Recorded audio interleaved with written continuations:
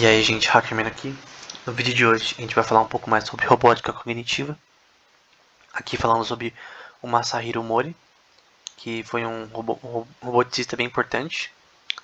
E você pode ver ali ele digitando ali no quadro, né? O gráfico do Vale da Esquisitice, né? E a bolinha ali seria, no quadro, né? Seria onde está o humanoide, né? Então o humanoide está aqui. E aqui seria o máximo mais ou menos que a gente poderia chegar. A gente não poderia subir muito essa questão, porque quanto mais você deixa a coisa parecida com o ser humano, mais esquisito fica o robô. Aí isso a gente viu aqui no paper do Ishiguro e do McDormand que isso fez que no Japão a maioria dos robôs produzidos fossem desse estilo que não tenta ser parecido com o ser humano. Um dos exemplos mais iconoclastas, né, é do Asimo, né, que é um dos mais conhecidos, que é o do robô da Honda, que ele tem uma similaridade com o astronauta e é baseado no nome do Asimov, né, que é o escritor de O Robô, Fundação e vários livros sobre robótica. Ele escreveu mais de 300 livros, cara, muito bom. O Sony Kiryu, que também tem esse mesmo design, né, dessa questão de não ser parecido com o ser humano, é um humanoide, mas ele cai nessa questão, né, do Mori, né? O Emil, que também é um robô que tem um design bem bonito, né? A gente vê designs cada vez mais. É meio que lembra anime, né? De alguma forma, esses designs. É uma coisa meio cartoonizada, né? Meio mangá, né? Então, Emil, que tem rodinhas pra andar, né? O Mitsubishi Wakamaru. Então, várias empresas grandes, né? Fazendo robôs, né? No Japão. E esse daqui que é um robô um pouco mais doméstico, né? Nesse caso, com uma criança ali. Então, você vê que, principalmente as crianças, elas gostam desse tipo de robô, né? Elas talvez tenham mais afeição por um robô desse tipo do que um robô mais humano, né? Toyota Partner Robot, né?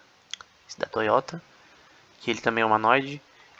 Esse daqui com certeza é mais humanoide do que esse. Então dentro do Vale da Esquisitice ele seria um pouco mais para trás, né? Esse daqui, o Akamara. O Roap, Paper Roll. Esse daqui é um pouco um design mais simples, no sentido menos humanoide. Museo, TPR Robina, que é um robô doméstico. Esse que tem uma questão mais. Parece mais pra coisa de médico, assim, na minha opinião. Mas esse véu atrás parece ter a ver com algo de faxina, sei lá. Mas é um robô muito grande, né? O Kirobo, que é um robô mais espacial, mas parece um brinquedo da Toyota. Twenty One, que é um robô mais doméstico, embora não pareça. Esse aqui parece mais doméstico pra mim. O Smart Paul V, que é um robô doméstico também. O Murata Girl, que é um de locomoção, né? Eu não sei qual seria a utilidade. Tem o Murata Boy e o Murata Girl, né? Então um robô que consegue andar meio que de uniciclo e outro de bicicleta. Então todos esses robôs, eles não têm uma visão tão humanoide, né? Então essa é a mesma premissa que o Mori dizia, né? Que se você fazer ele ficar muito parecido com o ser humano, você vai ter problemas que o robô vai ficar feio, né? Vai ficar não vai ser agradável para as pessoas. Só que hoje em dia a gente vê que isso não é mais verdade, porque isso ele falou há 50 anos atrás. Então 50 anos atrás é bastante tempo. E talvez tenha sido algo correto. Talvez se fizessem robôs mais humanos naquela época, talvez sairia coisa muito feia, né? E aqueles robôs não são ruins, né, no caso, mas os androides atuais, né, que a gente chama talvez de geminoide, a gente vê que ele está cada vez mais se aproximando de algo assim bem feito, né? Não da questão só de locomoção, de movimentos, né, que não eram possíveis naquela época, dada a tecnologia, mas também de aparência, né? Então você vê esse robô, né, que é bem assim, não é que nem os do Hiroshi, mas é bem feito, né? O HRP4C, que eu acho ele meio assim, dava pra usar no filme de terror, né? É um robô que canta, né? Mas dependendo da posição você fica meio, esse robô é meio feio, né? Mas enfim, também é um robô que é um pouco mais agradável, né? A Hanako aí, que é usada em odontologia, eu achei esse robô muito bem feito, né? Então você vê as texturas esse aí é usado para treinamento de odontologia, né? E com expressões faciais e tal. Esse robô é muito bem feito nesse caso parece uma pessoa, quando você vê de uma forma mais de relance. Até chegar no nível atual, né? Com o do Hiroshi Labs, né? Que a gente vê realmente algo muito melhor até que a Sofia, né? A Sofia eu acho um robô meio feio mesmo, né? Mas esse daqui você tem um robô que parece um ser humano, que veste roupas como um ser humano e que realmente parece um ser humano na sua movimentação de certa forma, embora seja totalmente limitada. O robô normalmente está sentado e tal, faz movimentos bem simples, mas mesmo assim é muito mais. Tipo, se você vê de relance, parece uma pessoa. Os robôs da Hiroshi Labs. Então, esse vale da esquisitice ele sumiu. Então, cada vez mais a- essa teoria ela falhou atualmente porque realmente agora parece que está cada vez mais parecido com o ser humano, embora na parte de se movimentação, né, a gente não tenha algo decente. E esse é o paper original. É claro que o original foi escrito em japonês e eu não achei o japonês nem para mostrar, mas o Carl McDormand, que a gente falou antes, e um cara chamado Nori Kajeki, que eu não sei quem é, eles traduziram o paper original desse artigo do Himori. Não vou voltar todos os slides, que é do Masahiro Mori. E uma coisa que ele vai falar aqui na nota do editor é que há 40 anos atrás, né, esse artigo foi publicado em 2012, a tradução. Masahiro Mori, um professor de robótica na Tokyo University, né, escreveu um artigo, né, que falava das reações de pessoas quando olhavam para um robô que parecia um ser humano, né? Que era olhava com uma questão de que esses robôs são meio não são tão agradáveis, né? Como a gente viu antes. E esse artigo, né, foi publicado num jornal obscuro japonês chamado Energy, né? Em 1970. Tanto que eu tentei achar esse artigo em japonês, mas não achei. Eu só achei essa tradução de 2012.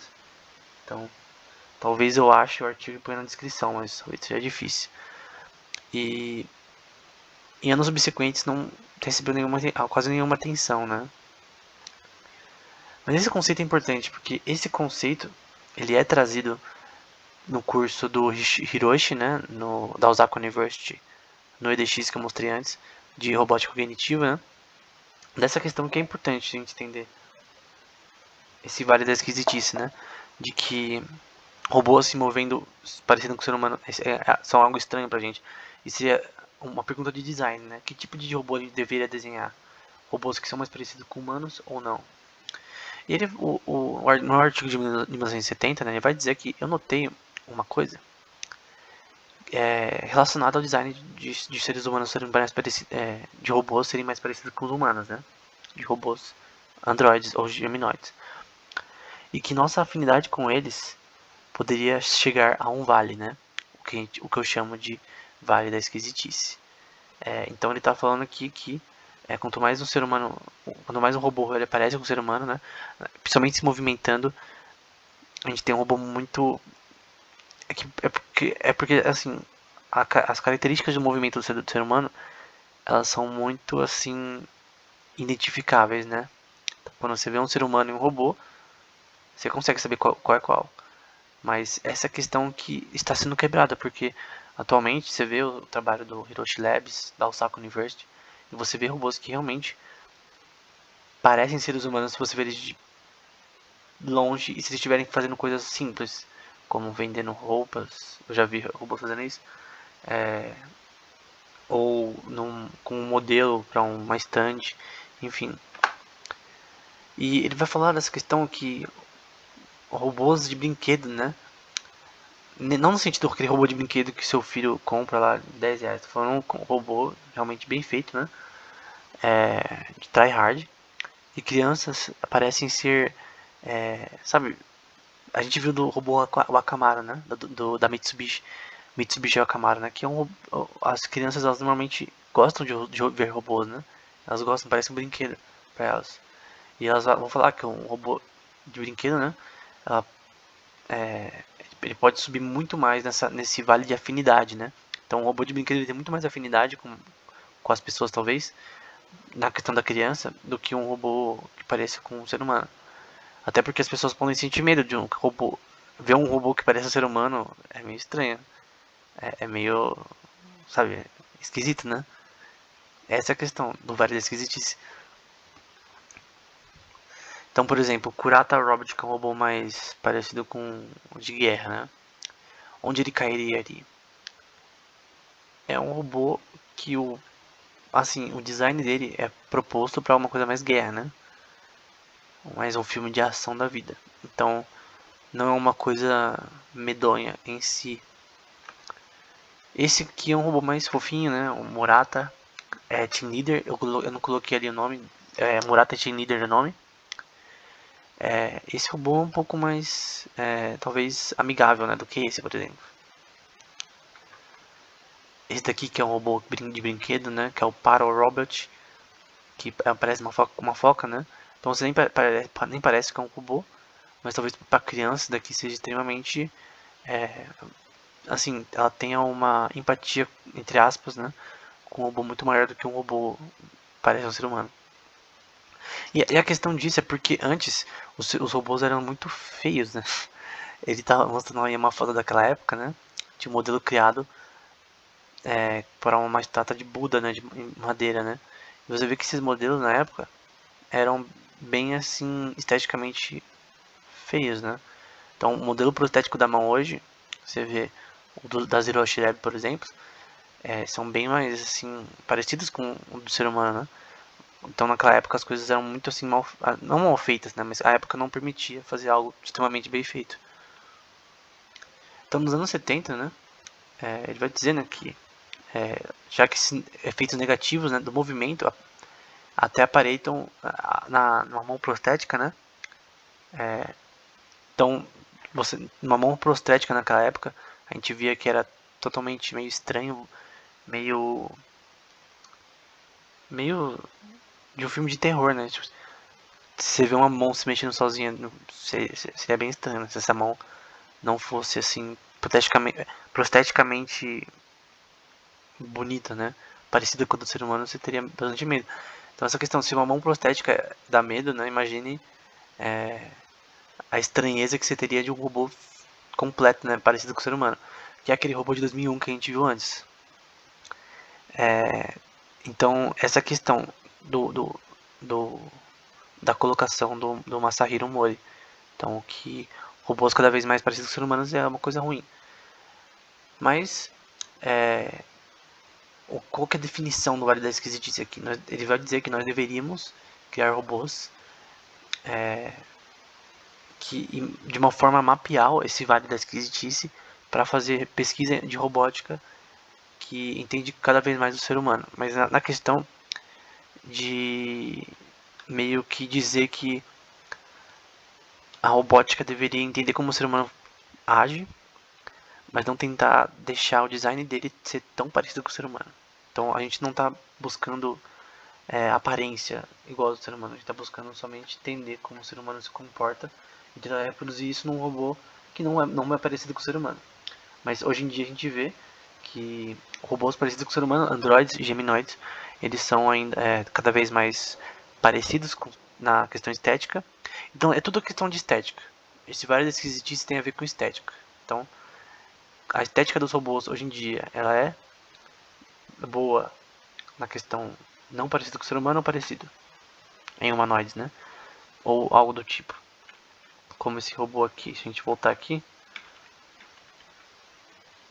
tipo esses robôs aqui, ó. Esse robô aqui, por exemplo, ele é esteticamente bonito, mas qual é mais legal, qual é mais aprazível, talvez de você para trabalhar no hospital, esse ou aquele? É a questão, talvez aquele. Porque esse parece mais com o ser humano, talvez não. Depende do problema que você quer resolver com o robô, né? Você quer fazer um evento, você quer fazer divulgar um produto, talvez aquele mais realista seja o melhor. Agora você quer fazer uma coisa mais voltada para medicina, né? Para cuidar de pacientes, talvez aquele branco seja melhor. Então depende. qual o problema que você quer resolver, né? Então tem robôs que vão ser para tal coisa, robôs que vão ser para outra, né? Ou alguns vão ser para venda de produtos, alguns vão ser para coisas mais domésticas. Então, um brinquedo robô seria mais menos parecido com o ser humano, né? Enfim. E esse mapa é necessário, né, criar designs não humanos, né? Então, equipamentos que pessoas podem se relacionar de forma confortável. Então, tudo tem a ver com isso, né? Então, você quer fazer robôs que se relacionam com seres humanos no sentido de serem confortáveis, né? Numa sala hospitalar e tal. Você não quer um robô que parece o Chuck, né? Você não vai querer isso, né? Você tem que ter numa sala hospitalar, você não quer que a criança pule de susto. Então, se você tem um robô que não é parecido com o ser humano, talvez seja melhor. Então, depende do problema que você quer resolver. Talvez em questões de cuidados de idosos, de crianças, na questão hospitalar, robôs que não parecem seres humanos talvez seja a melhor coisa. Mas na questão de usar como geminoide, né, para palestras, como eu falei antes, que você fala do seu computador e transmite para o geminoide e as suas feições faciais, o jeito que você fala e tal. É bom para palestra, né? E aí talvez seja melhor do que um robô que não parece um ser humano. Mas mesmo assim, que nem eu disse, depende do problema que você quer resolver. Então numa loja é melhor um robô que parece um ser humano, na outra questão não. Então era isso, esse foi o Vale da Esquisitice. Espero que tenha sido útil. No próximo vídeo a gente vai continuar falando sobre o mesmo assunto, mas esse termo a gente já acabou. Então, até mais.